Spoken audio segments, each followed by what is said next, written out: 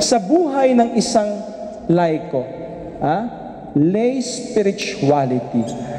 Paliwanag po muna ang ibig sabihin ng spirituality.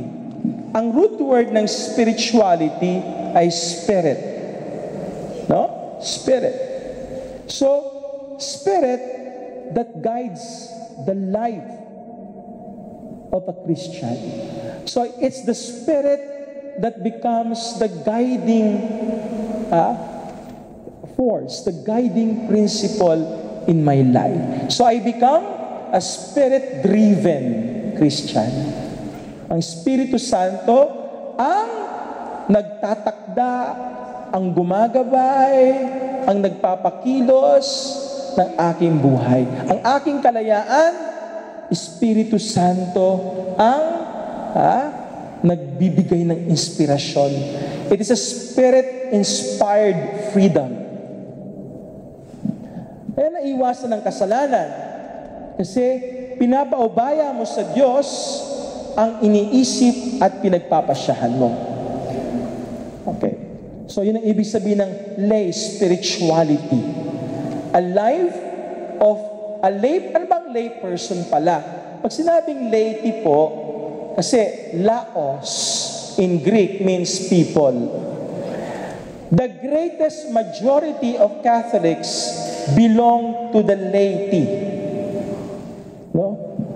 Kukunti lang po ang porsyento na galing sa kaparian at galing sa mga consecrated persons, kamukha ng mga madre. No? Madre, mga brothers, konti lang ang porsyento namin. 99% laity. Kayo po yun. No? Laity. And that is a wonderful vocation now. Dati ang laity parang hindi pare, hindi madre, laiko. Para bang negative ang nagiging definition. Pero ngayon napaka-positive. Tungkol sa laity, lalo po yung ginagampanan na papel ng mga laiko sa buhay at misyon ng simbahan. Sa Korea po, ang karamihan ng martir ay laiko. Sa Pilipinas, yung dalawang martir natin, si Lorenzo Ruiz at si Pedro Calungsod, ay mga laiko. Hindi pare, hindi madre. So malaki po ang ginagampanang papel sa misyon at buhay ng simbahan. Kaya dapat namin kayong alagaan eh. Totoo yun. No? Ang pari kasi nag-iisa sa parokya. No? Intindihin niyo ho yun. No? Kung merong 50,000 na parishioners, isa lang ang pare. Hindi niya po pwedeng sakupin ang lahat ng gawain. No? Mahihilaturan yan. No? Yung pare, hindi niya po pwedeng angkinin lahat. Kaya nga ho, ang mga laiko ay dapat tinitrain natin talaga. For life, for mission, for ministry. Natutuwa nga po, after 25 or 26 years, dito sa San Tomaso, ay ngayon lang ako nakamit ng mga Eucharistic lay ministers. 5 yata yung kasama ko sa tanghalian kanina. Kasi hindi naman po pwedeng aasa lang tayo sa mga madre sa pagpapakomunyon. Dumadami ho yata kayo. Hindi ho ba? So dating ang panahon, talagang kakailanganin natin ang tulong ng laiko. Abay, kayo na ho ang halos kumikilos Kung halimbawa, si Father Rico lang at si Sister Lorna, si Sister Rose at Sister Andrea ang aasahan natin dito. Sila lang. Paano kayo papakainin kanina? Di ba? Makapagluluto ba sila ng pagkain kinain nyo kanina? Baka Huwebes pa lang nagluluto na sila. Para mapakain lang kayo. Di ba? Para i-organize yung event na ito, kinakailangan ng tulong ng laiko. Yung gagawa ng, yung magtatayo ng sound system, yung di ba? Napakalaking gampanin ng laiko. Kaya inaalagaan po dapat kayo. No? Sabi ko nga sa mga pare, wala tayong karapatang magsungit. Una tigit sa lahat, mga pangit naman tayo, ba't tayo magsusungit? Kahit maganda ka na, masungit ka pa, pangit din yun. No? Totoo po yan. Lagi ko sinasabi, sa mga binibigyan ko ng mga retreats at recollections, bawal lang magsungit. Lalo na kung pangit. Anong matitira sa'yo? Masungit ka na, pangit ka pa. Wala na. Bawal lang magsungit. No? Hindi po pwede yan. At hindi po dahilan na, matanda na kasi, kaya ganyan, medyo may kasungitan. Hindi! Marami akong kilalang matanda, mabait. Di ba? Marami sa inyo, matanda, mabait. Pero hindi naman aaminin matanda sila. Mabait lang, pero hindi hindi matanda. Oh, yung mga pari dito, nakatira dyan, nasusungit eh. Oo eh. Bago ako umalis dito, iniisip ko patirin eh. Hahanap ako ng paraan eh.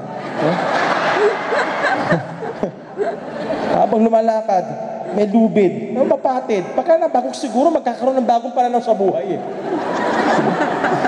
Magkakaroon ng ulirat.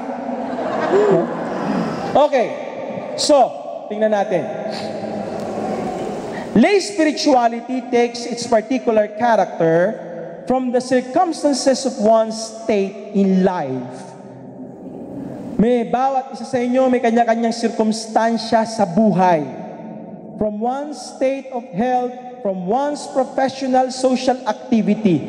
This is where variety or diversity is found.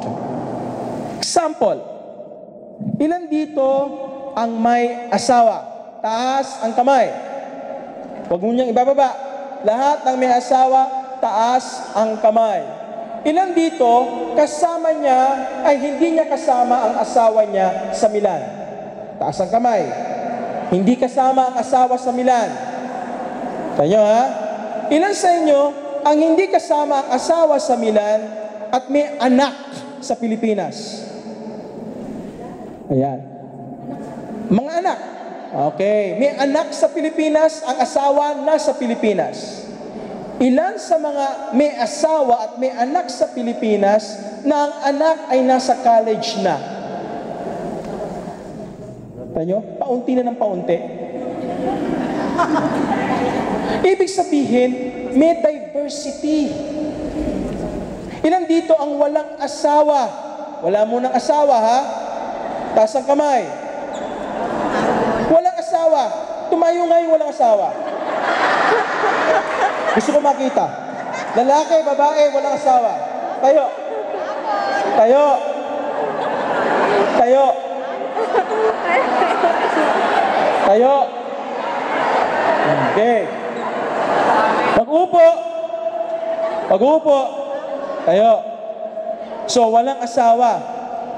Walang asawang babae. Babae na walang asawa. Upo yung hindi babae. Kasama na yung feeling babae. Okay? Babae po, tayo kayo. Ilan dito na babaeng walang asawa ng edad ay 40 pataas? Kita mo? Ayan. Ilan na lang? Oh, yan. Ilan dito ang babaeng walang asawa, 40 pataas, na nangangarap pang mag-asawa? Tayo.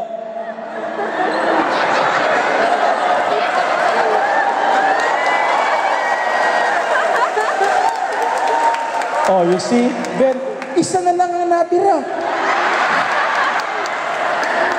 Okay lang po. Okay lang. Kasi honest eh. Ang point ko po, diversity. Nung pinatayo ko lahat ng walang asawa, madami kayo. Pero pagdating na sa circumstansya ng buhay, magkakaiba na. Naintindihan nyo?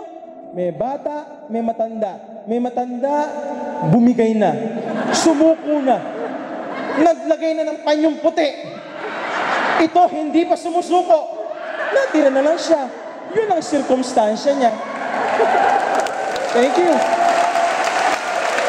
Thank you. Nagkakaiba-iba tayo sa circumstansya. Naintindihan niyo ako? We differ in circumstances. Kahit sabihin, pareho may asawa, no, parehong may anak. Kaya nga, ito ang prinsipyo ng buhay eh. Ito ang prinsipyo. Huwag kang mag-a-apply ng mga prinsipyo o batas na napulot mo sa iba. Dahil maaaring ganun din ang karanasan nila, pero hindi ganun ang sitwasyon mo. Pareho kayong nagluluko ang asawa. Pero bakit nagluluko ang asawa mo at nagluluko ang asawa niya? Magkaiba. Maaaring yung asawa niya, ang kinalulukuhan ay babae. Ang asawa mo, lalaki ang kinalulukuhan. Kaya magkaiba kayo ng sirkumstansya. Naintindihan nyo? Ano ba ginawa mo nung nagluko asawa mo? Ay, madali lang yan. No? Madali lang yan. Pinabarang ko lang. Pinakulam ko. Abay, hindi yun ang sirkumstansya mo. Hindi mo maa-apply ang nangyari sa isang tao at gagawin mo dahil nangyari din sa kanya. You're different in circumstances. No? Tingnan nyo, hihimayin nga natin talaga yung circumstansya o state of health.